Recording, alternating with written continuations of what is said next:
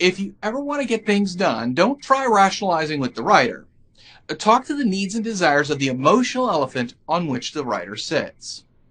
If you've ever motivated people to action, you know that you motivate them with emotion.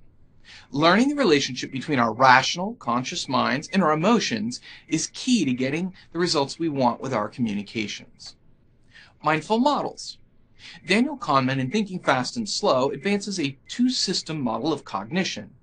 He describes System 1 as our primitive, automatic brain that does most of the daily operating, and only refers to System 2, our thoughtful primate brain, when System 1 doesn't think it can handle the situation.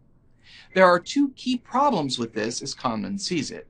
First, System 1 filters everything System 2 processes.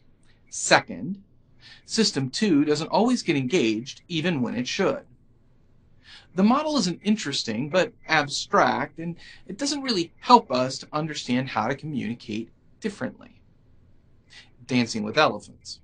Jonathan Haidt put forward a model that's more colorful, with System 1 being replaced by our emotional elephant and System 2 being replaced by our rational rider. While we believe that our consciousness and rationality are in control, and speaking to the writer gets us results, it only gets us results when the elephant isn't interested in something different. Millions of people make New Year's resolutions, only to fall off the wagon within weeks.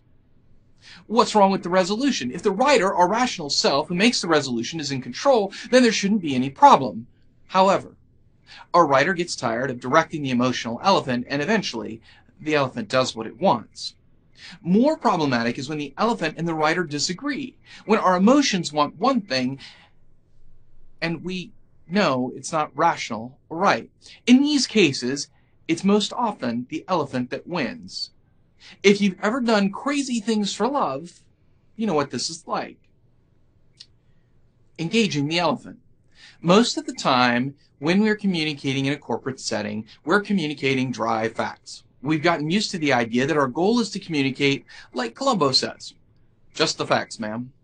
The problem is that this is talking to the writer rather than engaging the elephant. If you're able to get the elephant emotionally involved, you can expect change. If you're busy talking to the writer, you'll often find that nothing changes. Speaking emotionally doesn't mean recounting a sappy love story. Speaking emotionally means locking on to some impact that makes people feel something about what you're communicating. You can apply meaning to the actions you've taken, and those meanings are what the elephant cares about. Pausing for path. The complete model includes the path. When neither the elephant nor the writer is particularly engaged, they'll travel the path put in front of them. The result is that by shaping the default answers, you can shape the outcomes.